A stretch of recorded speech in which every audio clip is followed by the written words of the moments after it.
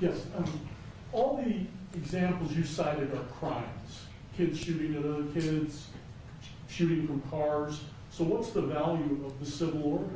Why not just do better law enforcement? Both. The value of the order is that it gives me three things. One, it says it's a statewide issue and it's a message to everyone to start leveraging their resources and arresting people. Two, the jurisdictions come at this, including with the DOJ restrictions, differently, without the leveraging and the additional resources, arresting, and where do they go? We got to make sure that everyone is bumping up their services. It's a message to the Metropolitan Detention Center. It's a message to the HMOs. You better figure out treatment. We have been sort of stalled out, to your point. This order basically says, stop stalling out, and to your point, just arrest everyone. Well, I also have to have the ability, I can't arrest everyone. There are literally too many people to arrest. Well, this would allow us, if someone's got a concealed carry permit in Albuquerque walking down a public street, they're not going to get arrested. I can make the point that maybe they should be. Baby, don't hurt me. Don't hurt me no more.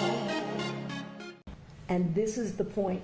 I'm willing to do anything and everything within a shred of evidence-based effort. Because if you're not horrified that on any street corner in too many cities in New Mexico, there is someone with a gun sticking out of their waist or their belt. And I'll tell you, if you're a young person, you're not allowed to have a handgun. Well, it's a crime already. I got it, but we won't be able to arrest all of them. So imagine, just in a perfect world, if this was upheld, it gives all of these police officers the ability to focus on the real criminals. Last follow-up. Yeah. But your point is valid. You took an oath to the Constitution. Isn't it unconstitutional to say you cannot exercise your carry license? With one exception, and that is if there's an emergency, and I've declared an emergency for a temporary amount of time, I can invoke additional powers. No constitutional right, in my view, including my oath, is intended to be absolute. There are restrictions on free speech. There are restrictions on my freedoms. And if we ignore this growing problem without being bold, I've said to every other New Mexican, your rights are subrogated to theirs. And they are not, in my view.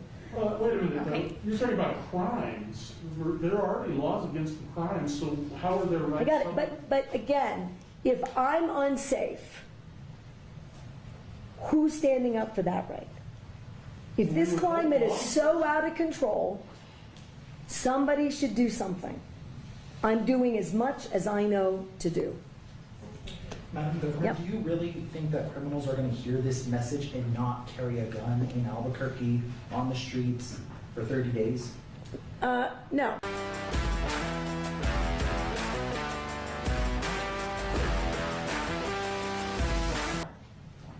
But here's what I do think. It's a pretty resounding message. No constitutional right, in my view, including my oath, is intended to be absolute. There are restrictions on free speech. There are restrictions on my freedom.